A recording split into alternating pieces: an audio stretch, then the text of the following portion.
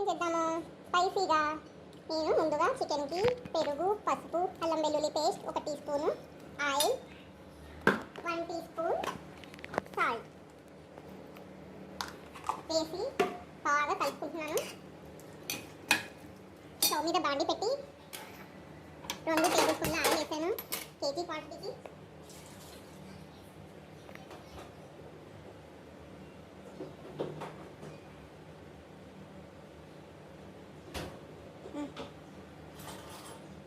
ఇప్పుడు చికెన్లో 6 టీ స్పూన్ల కారం వేస్తున్నాను.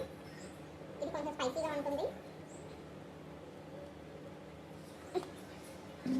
దీన్ని బాగా కలుపుకోవాలి.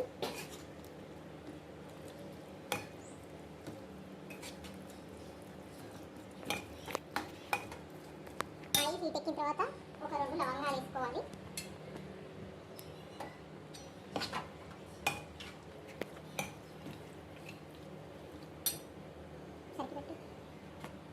ఇప్పుడు ఆనియన్ పచ్చిమిర్చి వేసుకోవాలి.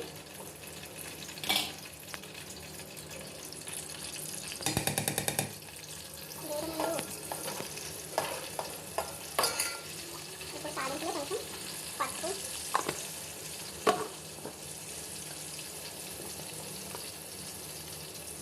అల్లం వెల్లుల్లి పేస్ట్,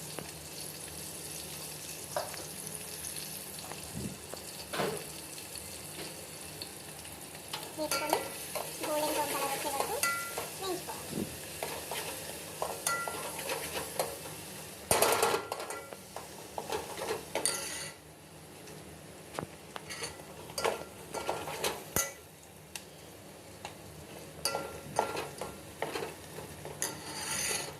ఈ చికెన్ ఇందులో వేసుకోవాలి.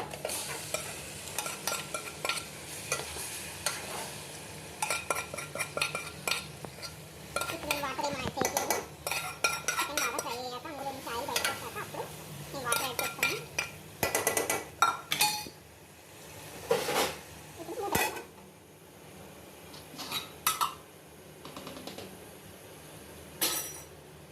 పెట్టాలి. ఇది యాడ్ చేసి మధ్య మధ్యలో కలుపుకుంటూ ఉండాలి.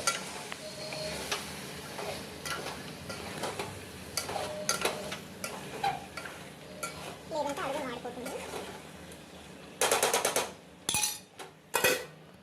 ఇలా ఒక 10 మినిట్స్ తర్వాత ఆయిల్ ఇలా పైకి వస్తుంది.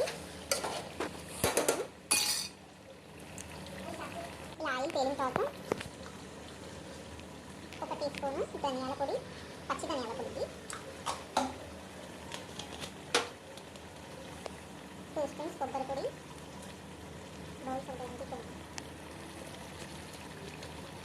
2 స్పూన్స్ కొబ్బరి పొడి వేసుకొని ఒకసారి బాగా కలుపుకోవాలి. చూసారా ఆయిల్ ఎలా బయటకు వస్తుందో? అలా ఆయిల్ వచ్చినప్పుడు మనం గ్రేవీ కోసం ఇప్పుడు వాటర్ యాడ్ చేసుకోవాలి.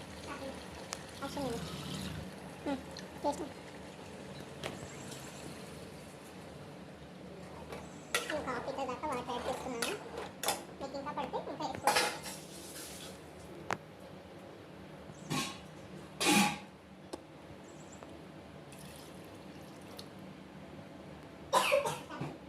ఒక 10 మినిట్స్ ఉడికించుకోవాలి. ఓకే, 10 మినిట్స్ తర్వాత మంటను కొంచెం సిమ్లో పెట్టుకోవాలి.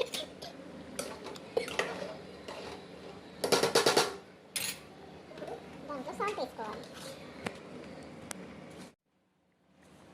సాల్ట్ యాడ్ చేసుకోవాలి. ఇప్పుడు సిమ్లో మరో 10 నిమిషాలు ఉంచాలి.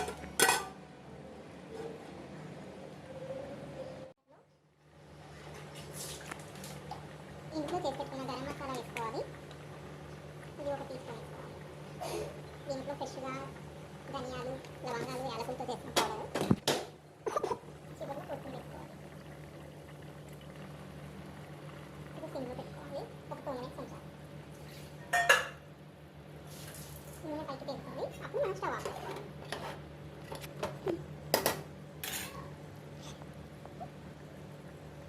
ఆ బాబు ఎలా ఉందో టేస్ట్ చూసి చెప్తాడంట. తన కోసం బౌల్లోకి తీస్తున్నాను. ఇది గ్రేవీ పూరిలోకి, బగారా అన్నంలోకి, ఫ్రైడ్ రైస్లోకి కూడా బాగుంటుంది. చపాతీకి కూడా తినచ్చు.